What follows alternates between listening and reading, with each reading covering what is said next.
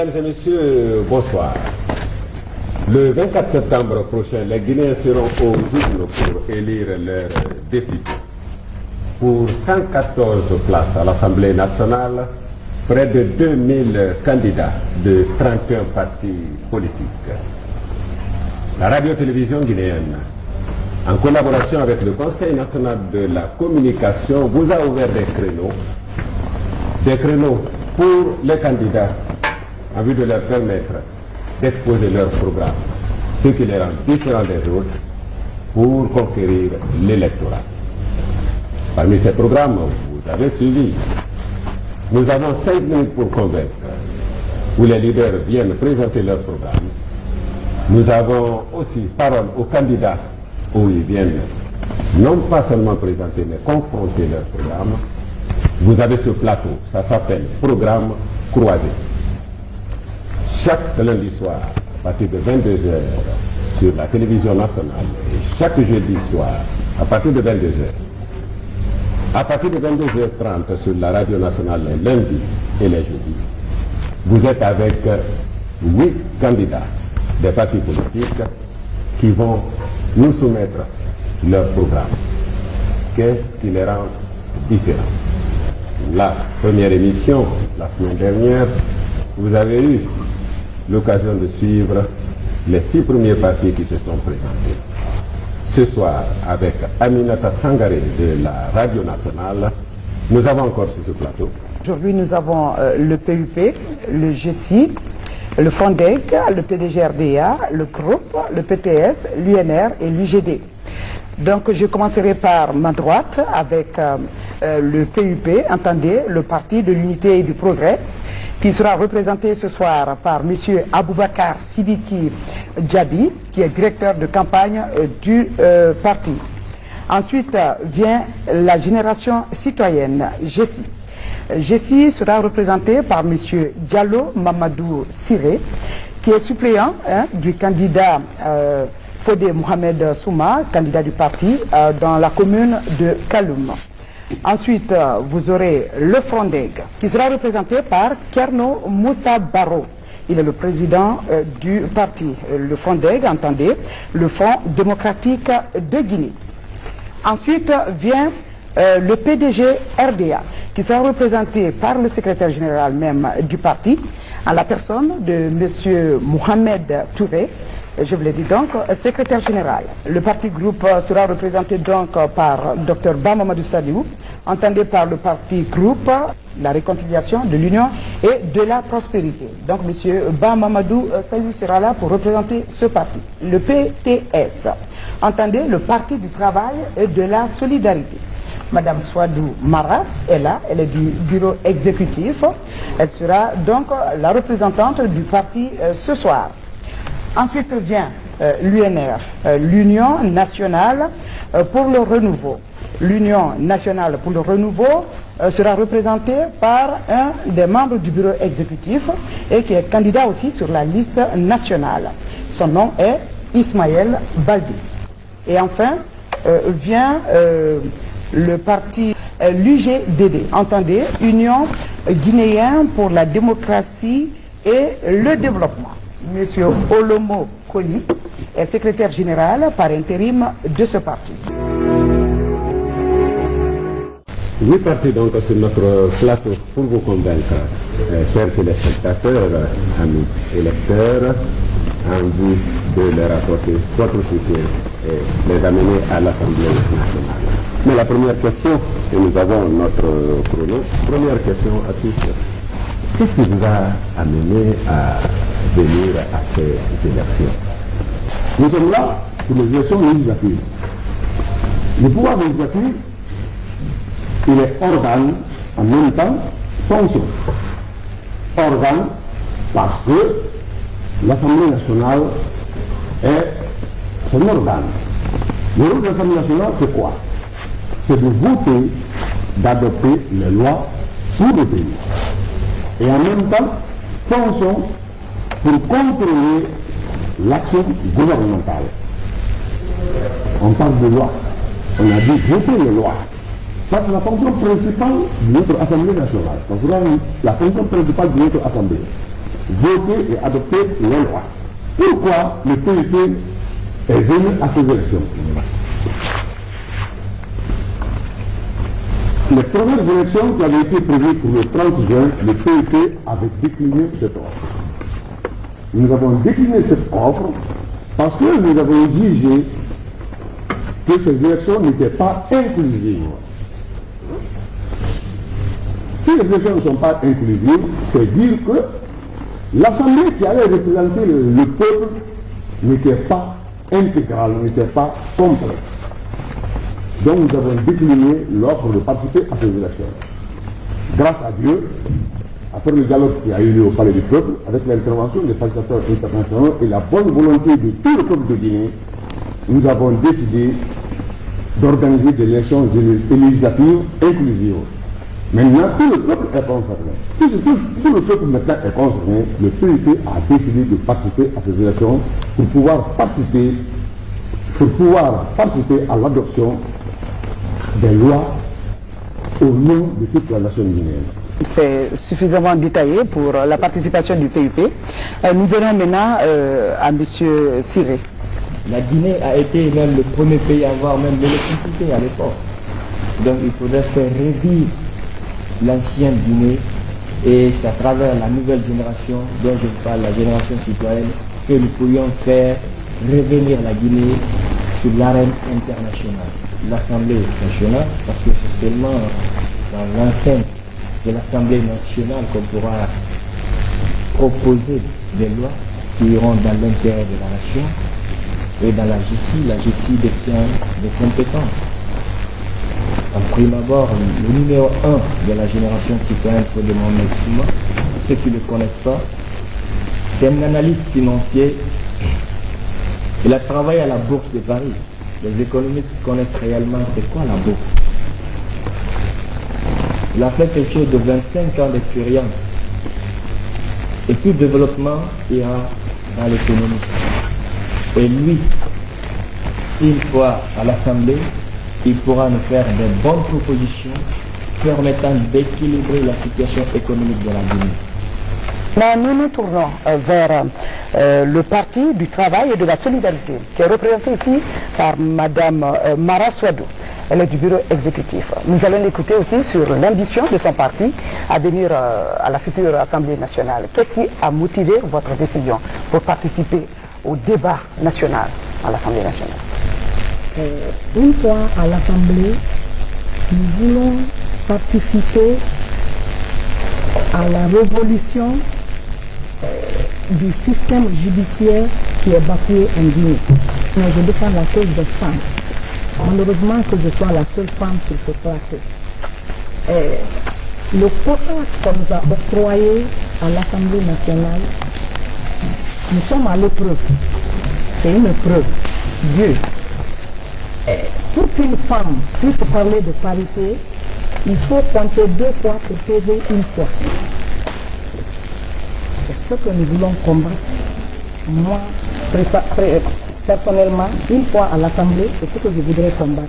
Moi et mon équipe, mais c'est toute l'équipe féminine qui seront à l'Assemblée nationale. Nous voulons aussi penser aux femmes rurales. J'ai toujours dit que j'ai une pensée vers les femmes rurales. Ce sont elles qui souffrent de plus. Les femmes qui sont dans le milieu urbain sont beaucoup plus aisées que celles qui sont en milieu rural. Celles qui sont en milieu rural, peu de personnes pensent à elles. Or, la politique, c'est la base. La base, c'est la femme rurale. Nous voulons contrôler tout ce qui se passe à l'Assemblée, tout ce qui se passe dans le pays. La résolution 1325 du système de sécurité des Nations Unies stipule que la femme doit participer aux prises de toutes les décisions de tous les pays. Donc, c'est cette décision que nous sommes en train d'étaler, que nous voulons étaler à l'Assemblée, pour que les hommes pensent à nous. Quand les hommes pensent à nous, nous allons penser à eux, nous allons penser à nos enfants. Et le tout consolidé dans la paix. Nous sommes les gardiens de la paix. Nous sommes du sexe faible. Nous, notre vocation, c'est une Guinée unie dans la paix. Une Guinée prospère dans la paix. Nous voulons la paix, nous ne voulons pas de violence. Le dialogue, nous voulons dialoguer. Le président Houphouët-Boigny a dit que le dialogue est la force de l'homme fort. Il faut dialoguer. Tous les grands conflits sont, se sont résolus autour d'une table. Quand tu dialogues, tu ne sortiras pas dans la rue pour jeter les pierres. Quand tu dialogues, tu ne vas pas tirer sur ton prochain. Nous demandons que le dialogue, la façon dont nous sommes unis, que ce dialogue-là continue à persister au niveau de l'Assemblée nationale.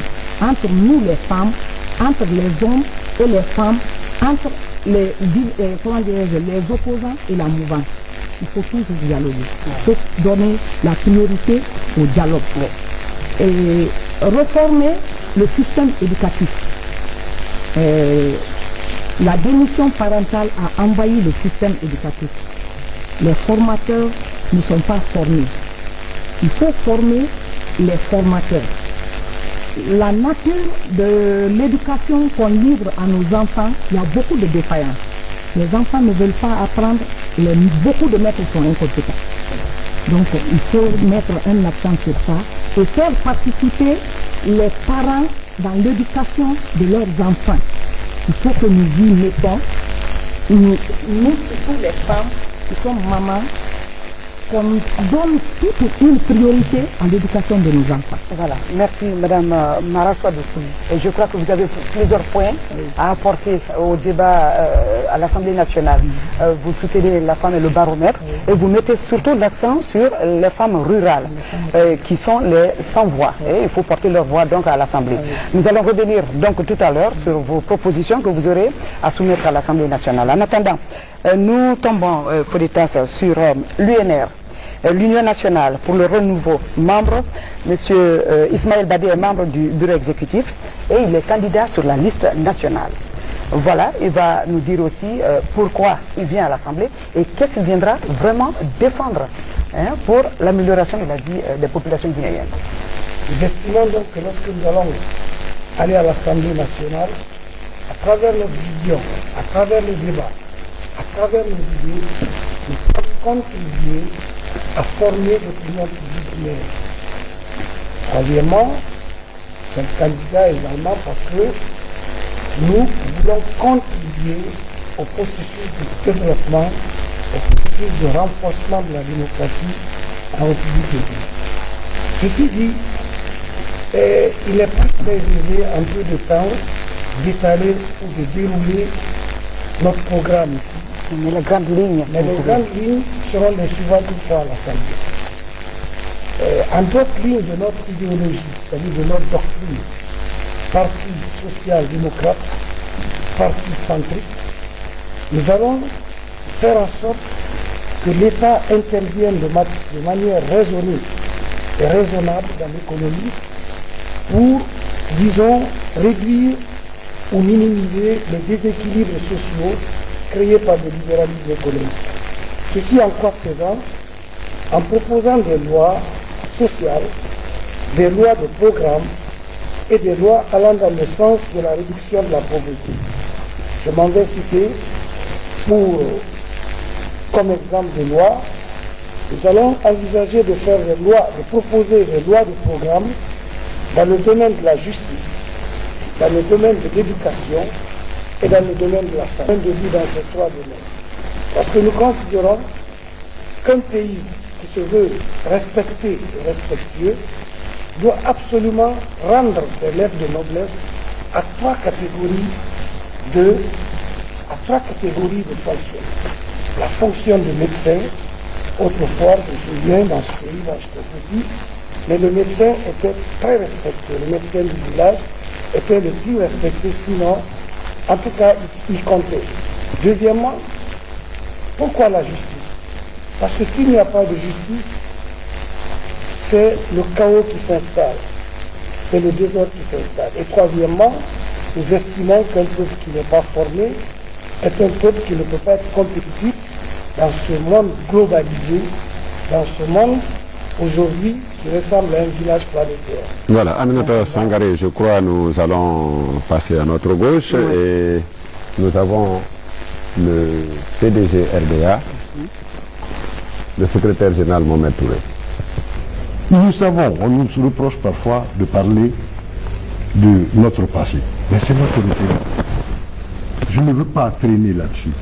Mais je sais que nous pouvons reprendre la gestion d'entreprises comme FRIA par des Guinéens, parce que par l'africanisation des cadres, cela a été une réalité. Sur le plan administratif, sur le plan financier, sur le plan technique et sur le plan technologique. Tout FRIA était géré par des Guinéens exclusivement. C'est possible donc, on l'a fait, on peut encore le faire. Et c'est ce genre d'entreprise, ou c'est ce genre de proposition que le parti de l'Assemblée veut faire à toute la classe politique guinéenne, à toute la nation guinéenne. Aujourd'hui, bon, disons hier, pas plus tard qu'hier, nous célébrions le fameux rêve de Martin Luther King. I have a dream. J'ai un rêve. Je veux, oui, le fameux rêve de Martin Luther King. Hier, on le célébrait. Nous souhaitons, pour cette Guinée, que les enfants de Guinée, les jeunes, puissent chacun créer une entreprise. Et pour ça, mettre en place les dispositifs et juridiques, et culturels, et financiers, et institutionnels, afin que tout le monde puisse avoir accès à l'entreprise. Je faisais référence tout de suite au rêve. C'est pour vous dire qu'aux États-Unis, par exemple, il y a une administration qui s'occupe de ça, Small Business Administration. Il ne prend pas grande chose de demander à la coopération américaine comment vous avez fait, comment vous approchez. Parce que la Small Business Administration, qui est l'État fédéral des États-Unis, donc l'État guinéen peut s'impliquer dans un programme comme ça, permet à tous ceux qui ont un minimum d'idées de les mettre en forme, de les formaliser en termes de projets bancables. Et aide est faite, assistance est faite pour que ces projets bancables soient réalisés. Donc c'est une inspiration. Nous pouvons l'adapter à nous, mais c'est des projets comme ça que nous voulons porter une fois à l'Assemblée par non seulement voter des lois, mais aussi négocier suffisamment avec nos partenaires étrangers pour que les intérêts et le devenir de la nation soient assurés et préservés. Et enfin, contrôler l'action gouvernementale. Contrôler, être là, savoir que tout est en place, contribuer effectivement à refonder notre administration, surtout notre administration publique, qui est un scandale, il faut le reconnaître. Donc voilà les raisons pour lesquelles, humblement, entre autres, nous demandons le suffrage de l'ensemble des populations du pays. Je vous remercie. Voilà. Merci, M. Touré. Maintenant, nous en venons à M. Collier, secrétaire général par intérim du parti UGDD. Entendez, Union guinéenne pour la démocratie et le développement. Votre ambition à venir à l'Assemblée nationale? Parce que aussi, nous constatons qu'en Guinée, il y a des problèmes. Je crois qu'il n'est pas besoin de vous dire qu'on a le manque d'électricité, d'eau, on a un système éducatif en faillite, on a un système de santé défaillant. Donc, en clair, nous avons une situation dans la nation qui n'est pas bonne. Surtout le chômage des jeunes. Le chômage des jeunes qui est une préoccupation nationale aujourd'hui, une bombe à retardement. Donc, face à ces problèmes, l'UGDD a des capacités. Quelles capacités? L'UGDD, c'est ce parti de jeunes et de femmes, cadres, compétents, ayant de l'expérience principalement acquise dans le secteur privé. Parce que nous pensons qu'il y a une certaine expérience qui n'est pas forcément bonne pour la nation. Une expérience qui a échoué n'est pas une expérience. Il y a des gens qui ont géré la Guinée pendant 55 ans, pendant 30 ans, pendant 24 ans. Le résultat aujourd'hui est catastrophique. nous ne pensons pas que toute cette expérience-là mérite d'être reconduite. Nous pensons que ceux qui ont acquis de l'expérience dans le privé, où les choses marchent, ceux qui ont acquis de l'expérience dans les institutions internationales, où les choses marchent, en général, fuient la politique en se disant que la politique c'est pour une certaine catégorie de personnes qui ont un certain attrait. Mais aujourd'hui, il faut que ce genre de personnes réinvestissent la sphère publique afin que ces compétences qui ont marché puissent être mises à la disposition de notre nation. Donc l'UGDD, c'est parti de jeunes cadres guinéens travaillant en Guinée ou hors de la Guinée, ayant des compétences généralement acquises dans le secteur privé, qui veut mettre ces compétences-là à la disposition de la Guinée. Nous avons en Guinée des problèmes qui peuvent se résoudre en 3 catégories. La première catégorie de problèmes, c'est le chômage des jeunes. La deuxième catégorie de problèmes, c'est le délabrement du service social, des secteurs sociaux de base qui sont donc l'éducation, qui sont la santé principalement. La troisième catégorie de problèmes, c'est l'unité nationale qui est complètement mise à mal par une gestion catastrophique de notre nation. Donc pour résoudre ces problèmes, qui de notre point de vue sont interreliés, l'UGDD va utiliser tous les moyens d'action à la disposition du Parlement, qui est 1, de voter les lois, 2, de contrôler l'action du gouvernement, et 3, de mener des enquêtes parlementaires et des plaidoyers. En termes de loi, l'UGDD se propose, entre autres lois, on ne peut pas détailler tout notre programme sur ce plateau, entre autres lois, l'UGDD va voter une loi sur l'enrichissement illicite. Tout le monde sait que la corruption est un des problèmes fondamentaux qui empêche la Guinée de réaliser ses objectifs. Nous avons des gouvernements successifs qui nous disent qu'ils ont fait des enquêtes dont les résultats ne sont jamais sortis. L'UGDD se propose de faire une loi sur l'enrichissement illicite à l'intention de vos téléspectateurs. Qu'est-ce que ça veut dire? Quelqu'un qui est fonctionnaire, qui n'est pas commerçant, qui a un salaire de 2 millions, si un jour on le retrouve avec des milliards, des dizaines de milliards, la loi là permet au procureur, ou en tout cas à toute personne intéressée, de le poursuivre. Tu es venu à ces fonctions, tu n'avais pas cet argent. Comment tu l'as acquis? C'est certainement l'argent du contribuable guinéen. Ces lois existent dans d'autres pays. Nous pouvons les mettre en œuvre en Guinée pour permettre à ce que ce fléau de la corruption soit arrêté. Sur la question de la corruption, l'UGDD se propose de mener des enquêtes parlementaires au cas où le procureur ou le gouvernement sont défaillants pour mener les enquêtes nécessaires pour préserver les intérêts de la population. Dans le cadre de la gestion du secteur énergétique, un des problèmes majeurs de notre pays, c'est l'absence d'électricité. Le problème de l'électricité, ce n'est pas seulement une question de lumière. Pour créer de l'emploi, il faut de l'électricité. Sans électricité, la RTG même ne peut pas marcher. Sans électricité, le cordonnier ne peut pas faire correctement son travail. Le tailleur ne peut pas faire le sien.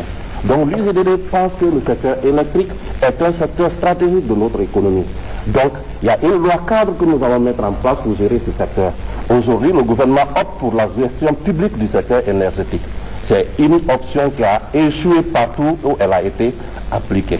Il faut une loi qui permette de libéraliser de façon saine le secteur énergétique afin que des investisseurs viennent y mettre leur argent et produire un courant de qualité qui sera fourni de façon régulière et fiable aux populations qui donc vont payer ce courant. Mais ce genre de programme ne peut pas marcher dans un pays où vous avez la justice qui est défaillante. Parce qu'un investisseur ne met pas son argent dans un pays où la justice ne fonctionne pas. C'est pourquoi l'UGDD se préoccupe de résoudre le problème du secteur de la justice.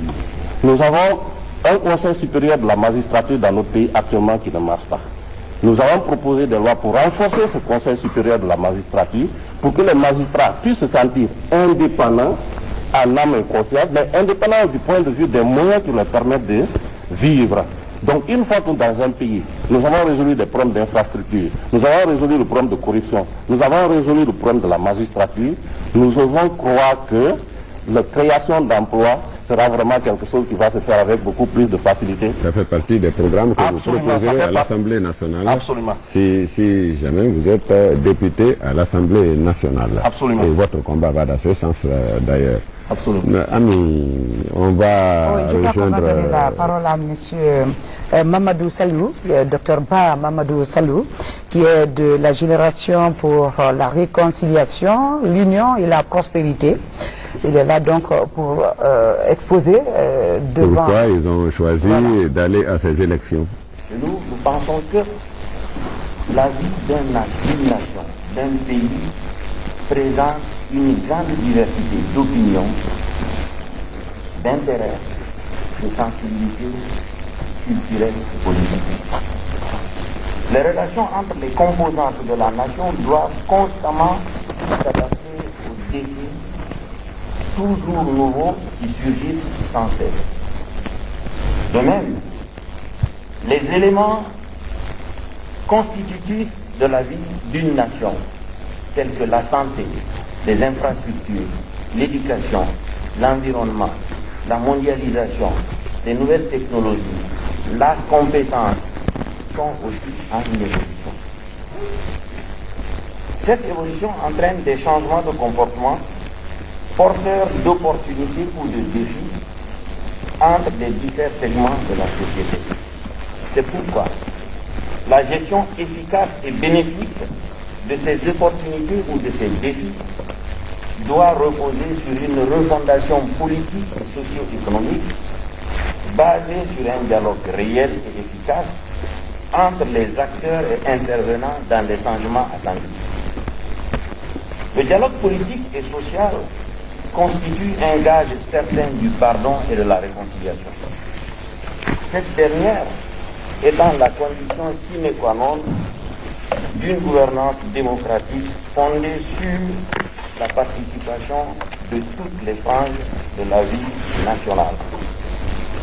Pour le groupe, l'objectif visé réside dans l'accès de tous aux ressources, à ajouter les unes aux autres les garanties politiques et sociales, à comprendre et appliquer les lois nécessaires et à statuer les libertés politiques, à œuvrer ainsi à l'avènement d'une Guinée réconciliée avec elle-même, unie et prospère. Fort de ce fondement philosophique, nous disons qu'il est un droit pour le groupe, mais surtout un devoir d'aller conquérir ce pouvoir.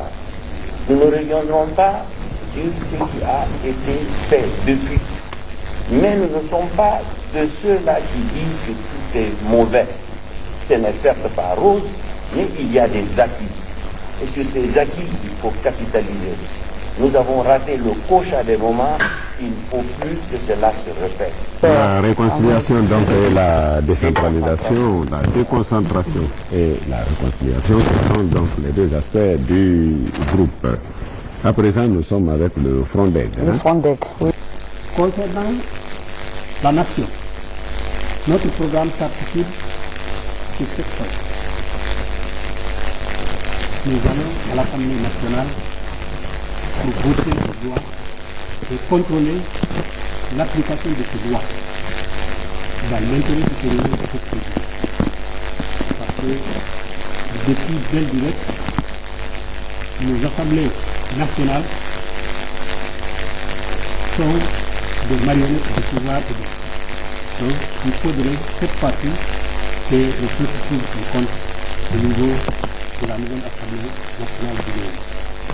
Pour cela, le Frondeg va appuyer certains points, à savoir la réconciliation nationale. Pour le Frondeg, il n'y a pas de développement sans la réconciliation nationale. Le deuxième point, c'est la moralisation de la vie publique. Il faut se défaire avec l'impunité, avec la balle de pays. Ça ne peut pas développer un pays. Nous allons beau être le pays le plus riche, un scandale géologique, un scandale idéologique, nous n'allons nulle part. Nous allons toujours tirer la paix. Le troisième point, c'est l'agriculture.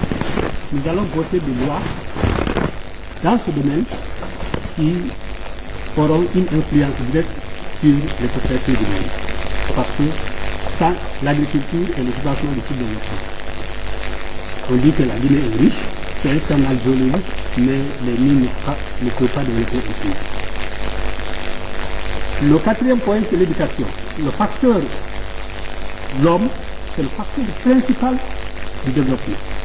Il y a des pays comme le Japon, qui est très pauvre, mais ils sont misés sur la ressource humaine. Donc elle est incontournable si nous voulons aller vite. Ensuite, nous avons la sécurité. Il faut assurer la sécurité. Quelqu'un ne peut pas prendre des milliards de dollars, mettre dans un pays où il y a l'insécurité. S'il y a l'insécurité, le président ne peut pas aller au palais. S'il y a l'insécurité, le boulanger ne peut pas faire le pain.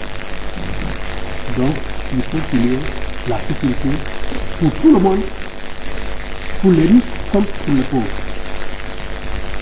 Le sixième point, c'est la justice.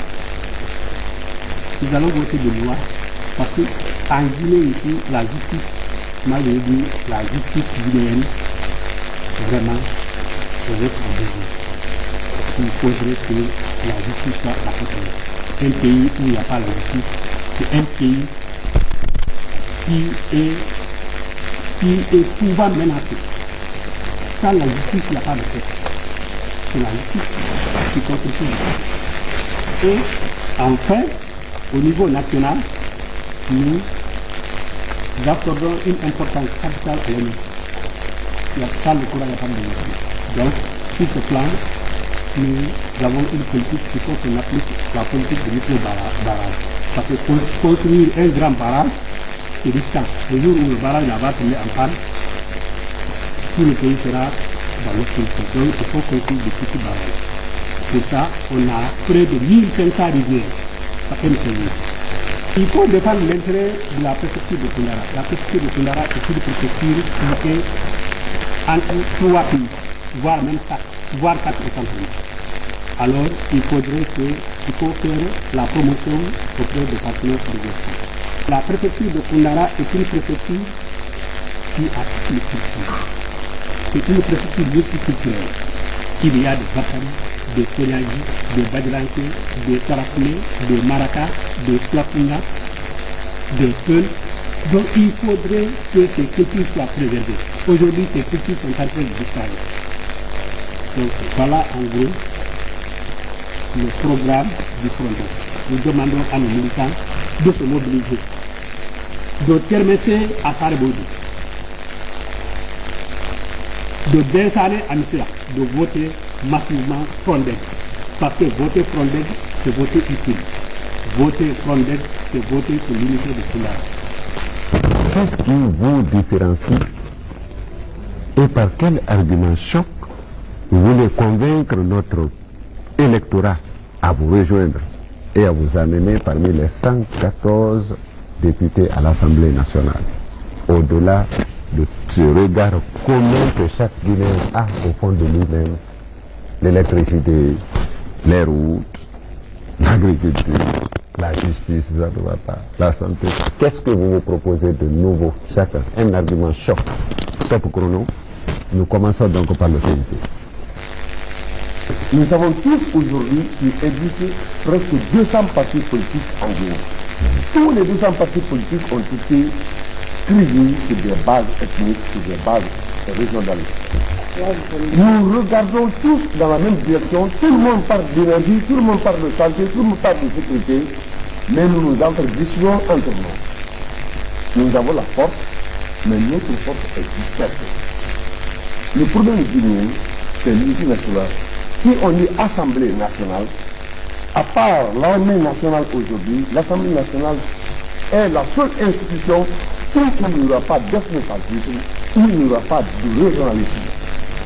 Donc si les députés qui sont là pour représenter la nation, qui sont là pour représenter le peuple, vraiment veulent que ce pays-là sorte de l'ornière parce que nous avons tous le même programme, nous tendons tous, nous aspirons tous, nous voulons tous aboutir à la prospérité de ce pays, à la prospérité de ce peuple.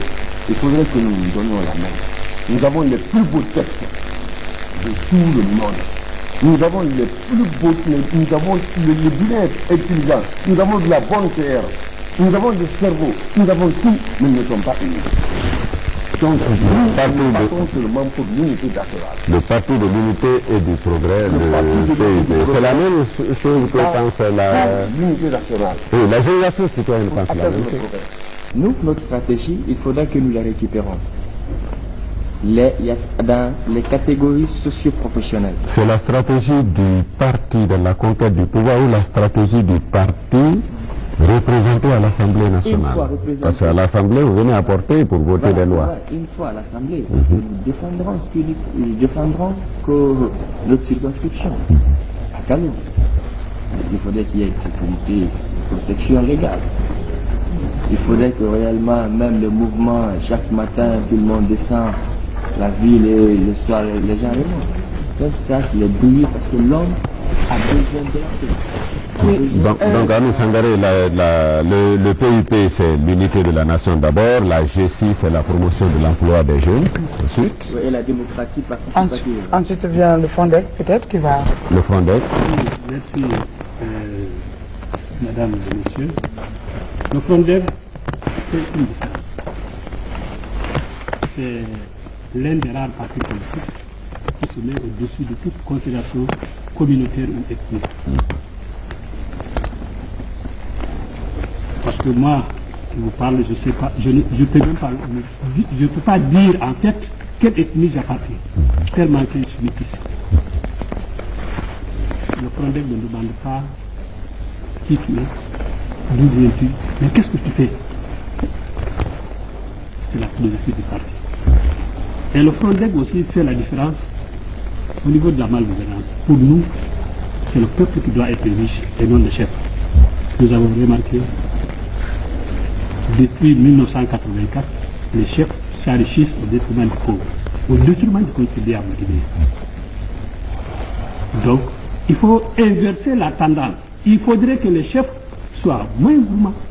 Il faut les contrôler pour qu'ils soient moins riches et que la population soit riche. C'est votre proposition à l'Assemblée nationale? Ça sera ma proposition. Ça sera une loi? Je ferai tout pour que cette loi-là soit votée. Donc, c'est ça la différence. Alors qu'ailleurs, du parti, on te demande oui, qu'est-ce que tu as? Pour être candidat, on dit oui, qu'est-ce que tu as? Parce que c'est-à-dire l'intellectuel guinéen, le chef guinéen, ce qui l'intéresse, c'est l'argent. Le peuple ne l'intéresse pas. Il faut maintenant que nous retournons vers le peuple. Le FONDEC retourne vers le peuple, retournera vers le peuple pour la conquête du pouvoir. C'est la différence. La préoccupation du PDG RDA, le secrétaire général Mohamed Touré. Je vous remercie de me donner encore l'opportunité de m'adresser aux populations de notre beau pays. Puisqu'il faut cibler un seul élément, puisque les urgences sont nombreuses dans notre pays, mais nous pensons que nous devons nous focaliser sur la gouvernance. Gouvernance institutionnelle, c'est-à-dire la définition précise de l'État et des attributs, des composantes de l'État. Gouvernance politique. Comment est-ce que les partis politiques, dans les différentes mouvances, mais aussi ensemble, doivent participer à tout le monde à la définition de notre nation. Gouvernance économique, parce que de toutes les façons, l'économique est le fondement, la base. Nous voulons arriver au Parlement, proposer des lois, négocier suffisamment avec nos partenaires, afin que dans un avenir très prochain, par l'utilisation de toutes les capacités de la nation, qu'on arrive à produire un label Made in Guinea. Et que ce label Made in Guinea soit le reflet de notre production totale, culturelle, économique, industrielle, scientifique, technique et technologique. Pour atteindre ces objectifs, il faut que nous nous dotions d'instruments de gestion de notre société. que c'est les articulations entre les institutions que nous mettons pour simplement aboutir au bonheur, au bien-être et au mieux-être de nos populations, que la gestion de ces instruments soit faite de façon adéquate. Et que la réflexion par rapport à ces instruments et à leur gestion soit auto-centrée. Un autre problème qu'on ne dit pas suffisamment, c'est que toutes les grandes décisions que nous prenons depuis un certain moment ne sont pas prises par les Guinéens. Elles nous sont imposées. Alors que nous avons des capacités par milliers et par milliers. Vous voyez des hommes politiques qui viennent, qui vont au Fonds monétaire, qui récitent toutes les incantations qu'on leur donne là-bas, et puis qui viennent, qui les déversent ici comme des savants. Alors que c'est simple. Il faut mobiliser les populations, les éclairer et les amener à se prendre en charge. C'est pour ça que nous avons dit, par exemple, pour ceux qui pensent que leur catégorisation doit être faite par l'ethnie et la race, parce que le problème est là. Il y a des politiques qui pensent que leur seule manière de s'exprimer, c'est de s'exprimer par rapport à leur région, par rapport à leur ethnie, parce que ça a été cultivé pendant des années. Il faut donc une rupture avec ces pratiques et aller de l'avant sur la base de l'équilibre de nos institutions et du fonctionnement correct, donc de la gouvernance de la nation. En plus de, cette gouvernance, il faut, comme l'a dit certains de mes frères et collègues ici, il faut une gouvernance du juridique, une gouvernance plus stricte et plus démocratique. Parce que le problème, nous proposons un style de gouvernance que mon frère tout à l'heure vient de rappeler sous d'autres formes, une gouvernance directe et participative. Une gouvernance qui permette à toutes les populations de prendre en compte leurs problèmes et de trouver elles-mêmes les solutions à leurs problèmes. Cela est possible par l'organisation et cela, c'est ce que nous, PDG, nous proposons et c'est pour ça que nous nous battrons à l'Assemblée nationale afin que notre beau pays soit rayonne parce que nous aurons cru en nous-mêmes. Est-ce que vous irez jusqu'à proposer une loi sur l'ethnocentrisme, puisque vous l'avez dit tout de suite, que certains se définissent par rapport à leur ethnie? Je ne pense même pas qu'on ait besoin d'aller au point de proposer une loi. Mais le débat sera au niveau de l'Assemblée, selon votre impulsion. Absolument. Ce n'est pas en proposant une loi contre l'ethnocentrisme que nous combattrons l'ethnocentrisme. C'est en allant exactement à la source de ce qui crée l'ethnocentrisme et l'arracher de notre système de gestion. Et donc, il y a plusieurs voies d'accès pour atteindre les objectifs que nous avons. Nous savons que nous sommes au Parlement et que le Parlement est une force de proposition en soi et nous ferons tout pour que les propositions que nous ferons dans tous les domaines, c'est-à-dire ce ne sera pas une loi comme ça qu'on placardera, parce qu'on a pris cette habitude en Guinée. C'est-à-dire le sparadrap. Venir, dès qu'il y a un problème, on vient, on met un sparadrap et on passe. Je pense que cette approche doit être plus globaliste et que cette approche doit concerner, comme j'ai dit au début de mon intervention, les équilibres et tous les équilibres de notre nation. Ami Sangaré.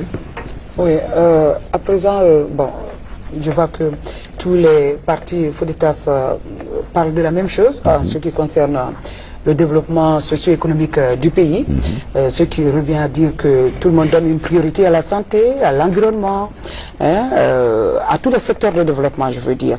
Monsieur, nous savons que les pays progressent aujourd'hui grâce aux revenus naturels qu'ils ont et notre pays est doté de toutes ces chances-là, de tous les revenus qui puissent faire émerger aujourd'hui la Guinée.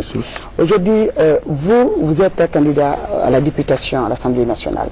Je prends un secteur, le secteur énergétique. Vous êtes revenu largement là-dessus tout à l'heure. Quelles seront vos propositions pour que la Guinée tire profit réellement de ses ressources naturelles? Qu'est l'énergie? L'énergie, je parle en tant qu'hydrologie et secteur porteur. Merci madame. Mon parti est présidé par le ministre d'État chargé de l'énergie. Donc la question, je pense qu'elle tombe bien. Il y a toute une politique nationale de développement du secteur énergétique. Nous ne reviendrons pas dessus parce que nous savons qu'il y a actuellement un manque criard d'électricité. Mais qu'est-ce que nous proposerons? J'ai dit tantôt qu'il y a des acquis qu'on a oubliés. Ces acquis, il faut les capitaliser. Mon frère du Frondec a fait une proposition. Si vous allez au bureau d'études du ministère de l'énergie, vous verrez plein de dossiers sur tous ces micro-barrages. Et faut-il trouver le financement pour les faire? Faut-il qu'il y ait une adéquation pour que cette planification tienne compte de l'évolution de la société?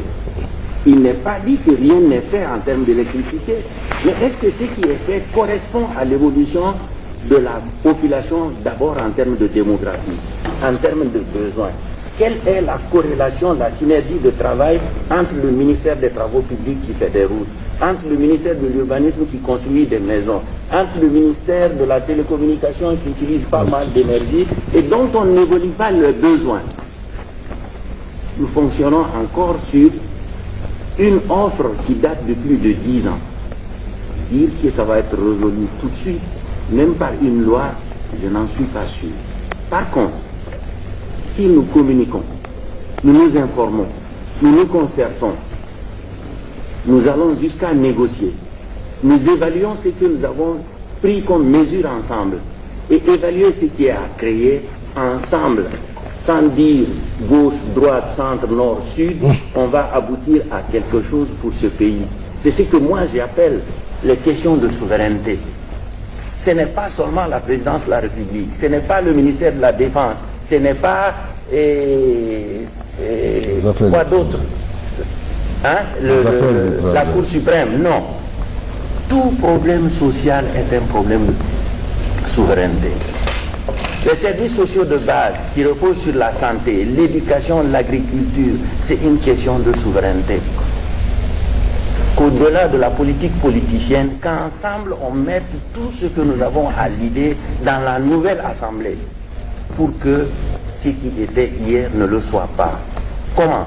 C'est de voter des lois justes, c'est de voter des lois applicables, réfléchies, de contrôler l'applicabilité de ces lois et surtout d'être sûr que, au-delà de la promulgation, les, comment on appelle ça, les lettres ou les arrêtés d'application. J'ai mené une étude sur les professionnels de la santé. Vous avez près de 53 textes votés, promulgués. Rien n'est appliqué. Et en fait, des fois on va chercher loin. La solution c'est nous. Nous acceptons de progresser, nous acceptons de changer. C'est là cette demande de la formation, de l'idéologie, mais c'est le rôle de la nouvelle Assemblée. C'est de rappeler à tout un chacun que la loi est unipersonnelle, elle est impersonnelle. Pour nous, la démocratie, ce n'est pas simplement la loi de la majorité. C'est la loi de la majorité qui prend en compte le droit des minorités.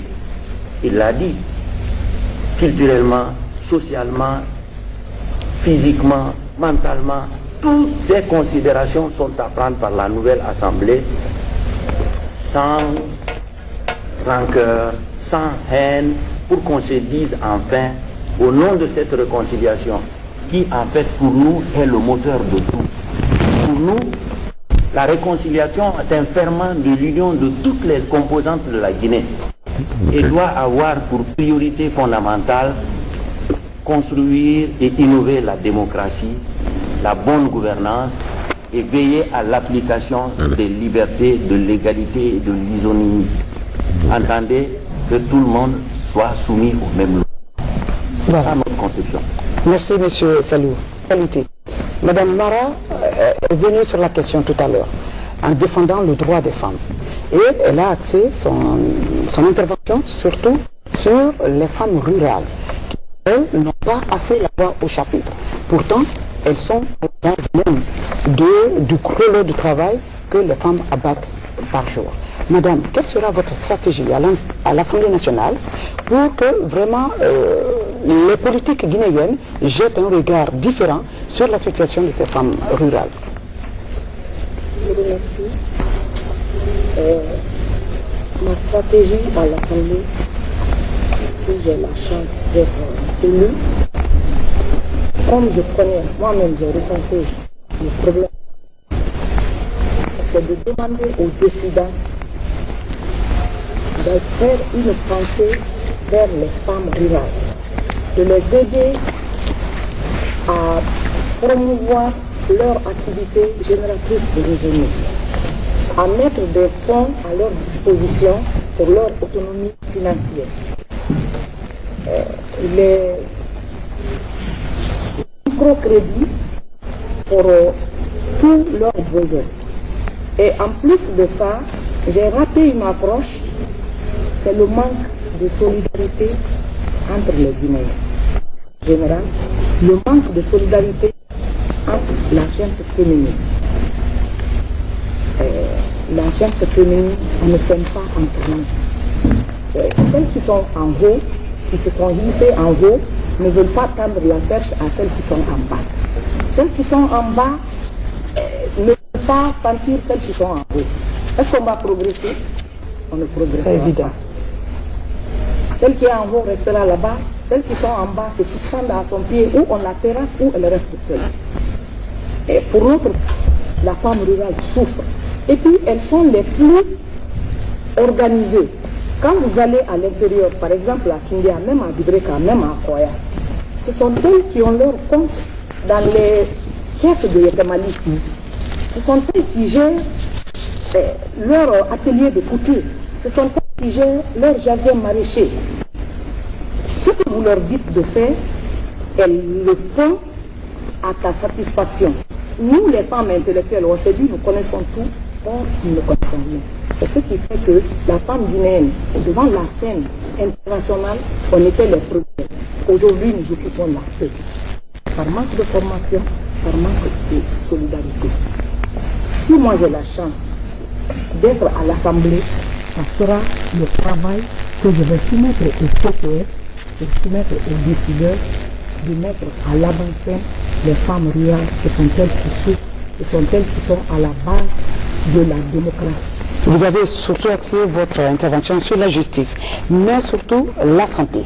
Et nous savons aujourd'hui que c'est un domaine qui laisse à désirer. Quand nous partons dans les centres hospitaliers aujourd'hui, à commencer par l'hygiène publique, il y a un certain civisme qui manque aux Guinéens, non seulement les cadres de la santé, mais aussi aux populations. Quelle serait votre approche pour inviter une certaine éducation pour que la Guinée échappe finalement à la mortalité très élevée que nous constatons toutes les années? Merci madame, encore une fois. Je pense que vous avez oublié l'éducation. Parce que moi je suis enseignant. Je vais commencer par l'éducation. Parce que je considère que l'éducation est le nerf de la guerre. Un peuple mal formé, une nation sous-formée est condamnée à disparaître encore une fois dans ce contexte de compétition internationale. Nous sommes à une époque, il faut le rappeler ici, parce que j'ai l'impression que lorsque certains parlent, ils parlent comme si la Guinée était sur une autre planète. Nous sommes à l'époque de la globalisation, de la mondialisation. Donc, nous ne sommes plus d'actualité pour développer une nation. Aujourd'hui, la priorité doit être donnée, et puisque la Guinée d'ailleurs avait toujours eu le leadership en la matière, la priorité doit être donnée à l'intégration sous-régionale. Aucun pays de la sous-région ne peut s'en sortir seul. Je pense que les Guinéens et nous à l'Assemblée, nous essaierons de faire en sorte que certains secteurs d'activité soient gérés dans un cadre sous-régional. Lorsqu'on prend la région de Koundara, tout de suite, le candidat de Koundara évoquait les problèmes de sa région. Moi, je pense que si la Guinée encore retrouve son leadership comme il le faisait à l'époque, on peut régler les problèmes des régions frontalières sans en référer à Conakry.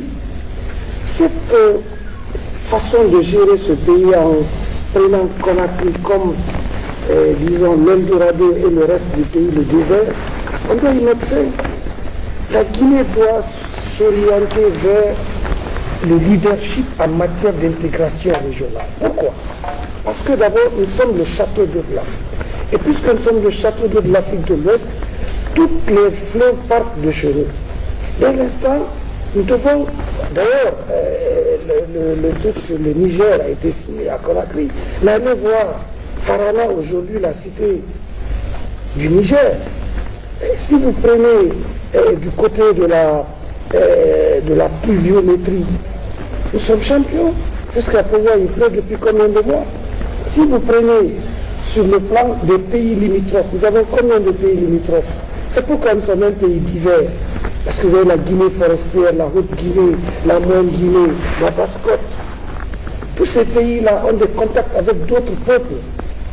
Donc nous devons essayer de mettre en valeur nos avantages comparatifs. Nos avantages comparatifs, c'est que la Guinée est un pays central, est un pays indispensable pour le développement de la sous-région.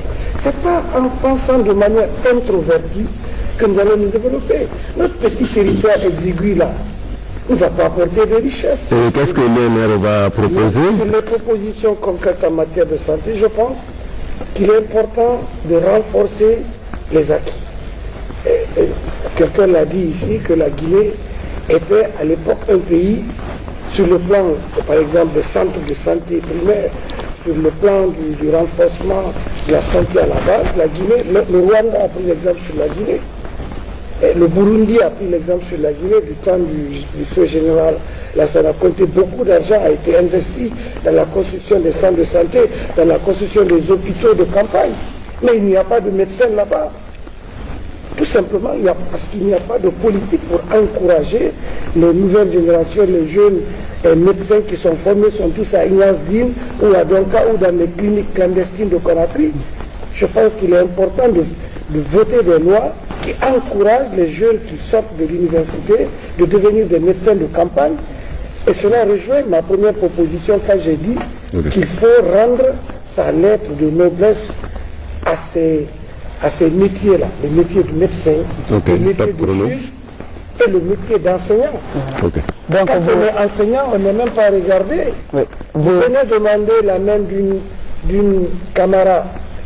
Donc vous proposez qu'on crée des avantages, par exemple, pour encourager des gens, des médecins, par exemple, qui pourront aller très loin à l'intérieur du pays. On peut faire une loi qui dispose que le médecin qui accepte de travailler pour la première fois dans une zone reculée a tel et tel avantage par rapport à celui qui reste à Merci beaucoup. Nous revenons donc à l'UGDD, M. Onomokoni.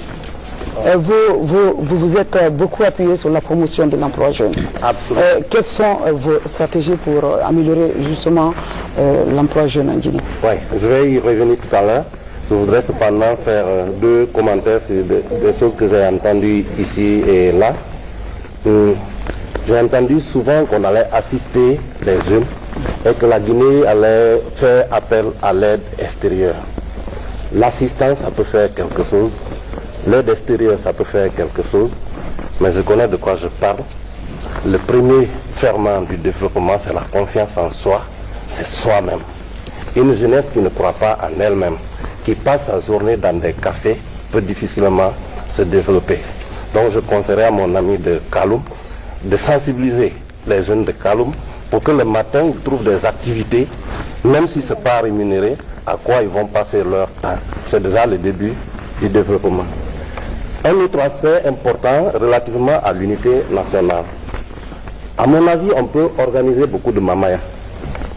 On peut organiser des journées et des nuits de prière. Mais la justice est un moyen de réconciliation, un moyen puissant. Tout récemment, il y a eu des événements à Zérékoré. Si dans les heures qui ont suivi, la gendarmerie était intervenue pour interpeller les premiers responsables, je vous assure que ce qui s'est passé ne se serait pas passé, ça se serait arrêté là. Si on arrête, on juge les personnes ne vont pas se venger et le cycle de vengeance va s'arrêter là. C'est pourquoi nous insistons encore une fois de plus sur le rôle central qu'il faut donner à la justice. La plupart des autres moyens de réconciliation que les gens utilisent, c'est de la mamaya, c'est du folklore. Généralement, ça n'amène nulle part. La plupart du temps, quand on parle d'emploi jeune, les gens pensent qu'on va prendre la main des gens pour aller les faire asseoir dans un fauteuil pour dire que voilà ton emploi. Je suis économiste de formation, j'ai étudié à l'université Fordham de New York. L'emploi, c'est une politique, c'est une question de politique économique, c'est une question d'environnement des affaires. Le premier facteur de l'emploi, c'est la justice, encore une fois de plus. Moi, j'ai étudié les questions de bourse, les questions de mobilisation de ressources financières pour financer l'économie. Mais les gens qui financent les économies, les investisseurs, ne mettront jamais leur argent dans une économie où la justice ne fonctionne pas. C'est le premier facteur qu'ils regardent quand ils veulent venir dans un pays. Si la justice ne fonctionne pas, ils ne mettront pas un seul franc. Le jour où notre justice fonctionne, le jour où on aura réglé un peu la question d'énergie, le jour où l'État aura investi pour faire des routes, vous verrez que les investisseurs viendront en milliers et vous verrez que les jeunes pourront trouver des emplois, à condition qu'ils soient formés. C'est pourquoi l'éducation, c'est un autre aspect important de notre politique, des lois que nous allons proposer. Il y a des indicateurs au niveau des Nations Unies. Il faut au moins 15% du budget de l'État qui soit investi dans l'éducation. Aucun gouvernement guinéen n'a jamais respecté ça. Si nous allons au Parlement, nous veillerons à ce que cela soit respecté. 15% du budget dans l'éducation, ça veut dire que aucun enfant ne devra sortir de l'école primaire s'il ne sait ni lire ni écrire. Aujourd'hui, ça se fait. Cela veut dire que aucun étudiant ne sortira de l'université avec le titre d'ingénieur mécanicien s'il ne peut pas réparer des véhicules, s'il ne peut pas dessiner un prototype de véhicule. Aujourd'hui, c'est ce qui se fait parfois. Il y a des gens qui sortent dans des écoles sans avoir les capacités. Et nous avons aussi un programme pour ceux qui sont déjà sortis, pour les remettre à niveau avec des centres de réadaptation professionnelle. Tous ces programmes-là seront financés par le budget de l'État. C'est pourquoi nous disons donc, l'UJDD, c'est un programme de nouvelle génération pour une nouvelle Guinée. Nouvelle génération en ce sens que c'est une génération compétente qui a acquis ses compétences et son expérience dans des structures propres, débarrassées de la corruption. Un dernier point sur lequel je voudrais insister, c'est qu'au Parlement, nous allons donner un sens à la décentralisation. Chacun parle de décentralisation, mais nous allons lui donner un chiffre. Le chiffre que nous devons donner à la décentralisation, c'est que 10% du budget de l'État central va être dévolu aux collectivités décentralisées, c'est-à-dire aux mairies, c'est-à-dire aux CRD et aux régions qui sont nouvellement créées. Pour rappel, le budget de l'État guinéen actuellement, c'est autour de 8 000 milliards de francs guinéens. 10% de ça, c'est 800 milliards qui vont être donnés aux collectivités décentralisées. Ça veut dire que ma CRD de Guéké pourra recevoir 1 milliard de ressources de l'État chaque année pour faire des écoles, pour faire des centres de santé, pour peut-être subventionner le salaire du médecin qui ne peut pas partir là-bas parce que les ressources ne sont pas à sa disposition. Parce que quand vous laissez l'argent au niveau central, comme c'est le cas actuellement, les risques de dilapidation, de corruption sont grands. Mais quand vous approchez l'argent du bénéficiaire, quand vous amenez l'argent dans une CRD, les gens de la CRD sont informés que l'argent là est là pour ça.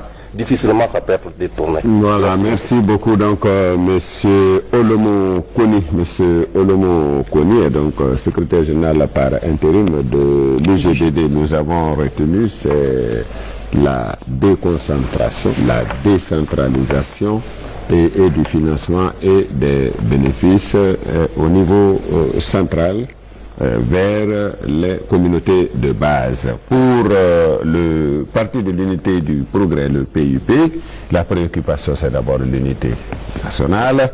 La GECI se préoccupe de l'emploi des jeunes, pendant que le PTS c'est l'appui aux femmes, l'UNR souhaiterait le renforcement de l'éducation et les lois seront vraiment dans ce sens. Le PDG RDA, c'est la gouvernance parce qu'il faut un Made in Guinée, vous l'avez entendu. L'UJDD, le renforcement de la justice et surtout de l'énergie. Le groupe veut réanimer les études déjà effectuées et s'appuyer surtout sur la réconciliation nationale. Le Front DEG veut limiter la nuisance des chefs gourmands. On l'a entendu ici et le peuple l'a entendu. Les arguments choquent pour vous appeler à voter pour ces partis et les amener parmi les 114 Guinéens qui seront à l'Assemblée nationale pour défendre nos intérêts, nous les citoyens.